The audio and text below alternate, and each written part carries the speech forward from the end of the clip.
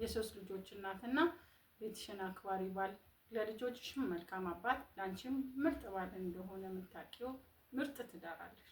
ከዕለታት አንድ ቀን ግን በርሽ ይንኳኳል። በር ስትከፍቺ የሆነች በእድሜ ጠና ያለች ሴት በርሽ ላይ ቆማ ታገኛለሽ። ማን ልበል ስትያት በሩን አልፋ ትገባና አንቺ የምታውቂው ባልሽ ትክክለኛ ማንነቱ አሁን እያለ ያለው ውሸት እንደሆነ ትነግርሻለች። አንቺ ብትሆኚ የምታደርጊያለሽ? ሰላም፣ ይህ ከህይወት መንገድ የተሰኘው ዩቲዩብ ቻናላችን ነው።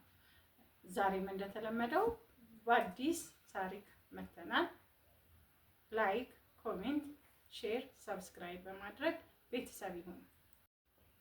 የባለ ታሪካችን የ30 ዓመት የትዳር ቆይታ ደስ የሚል 3 ልጆች ያፈሩበት፣ ለልጆቹ መልካም አባት፣ ለእሷም መልካም ባል፣ በጎረቤቶቹ የተወደደና የተከበረ ነው። አንድ ቀን ወደ ስራ ሲሄድ ትንሽ ቆይቶ በር ይንኳኳል። ከዛም ባለ ታሪካችን በር ትከፍታለች።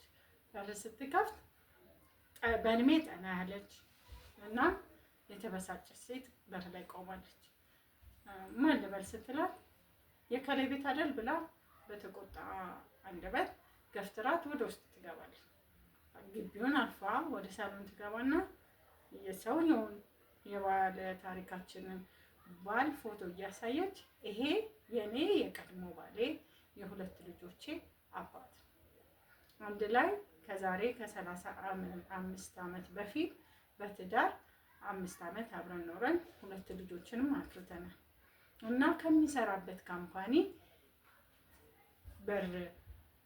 ብር ይወስድና ያንን ብር እኔ ስላልተስማማው መያዝ እንዳለበት ስነግረው ብሩንም ይዞ እኛንም ጥሎ አድራሻ ለውጦ ይጠፋብናል። ደማስ ይዘው ስለሚያውቅ አድራሻውን ሲለውጥ መታወቂያውን ለውጦ ከኛ ርቆ እንደሚኖር አውቅ ነበርና እልህ ስለያዘኝ አፈላልግ ነበር። አሁን ከፍለጋዬ ከ30 ዓመት በኋላ አገኘሁት። አፈላልጌም ሳገኘው ትዳር ይዞ 3 ልጆችም ወልዶ ደህና ኑሮ እንደሚኖር አውቃለሁ። አሁን እኔ ማስረጃ አለኝ።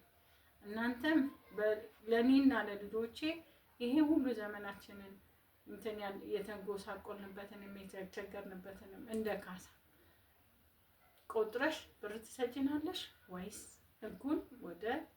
ጉዳዩን ወደ ህግ እንውሰደው? አማራጩ ያንቺ ነው። አይ ሰጣችኋለሁ ካልሽ ብር ስጪን እንቀጥል፣ አለበለዚያ ግን ጉዳዩን ወደ ህግ ወስዶና ባለቤትሽን ህግ ፊት አቀርበዋለሁ ትላታለች።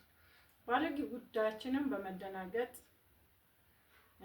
ሀሳብ ውስጥ በመሆኑና በድንጋጤ ስለሆነ ዝም ትላታለች። ያቺ ሴት ግን እስከ ነገ ጠዋት ጊዜ ድረስ ጊዜ ሰጥቼሻለሁ፣ ከተስማማሽ አሳውቂኝ፣ ካልተስማማሽ ግን ጠዋት ከፖሊሶች ጋር እመጣለሁ ትላታለች። ባለ ጉዳያችን አሁን ሀሳብ ውስጥ ነች። የ30 ዓመት ትዳሯን የልጆቿን አባት ለመጣችው ሴት ብር ሰጥታ ታትርፍ ወይስ የመጣችው ሴት ፖሊስ ይዛ ከሷ ጋር ሄዳ እውነቱን ፍርድ ቤት ቆማ እውነቱን ትስማ? ሀሳብ ውስጥ ነች ያለችው። የእናንተ ሀሳብ አስተያየት ለሷ መልስ ነውና ሀሳብ አስተያየታችሁን ኮሜንት ላይ አስቀምጡልን። እናመሰግናለን።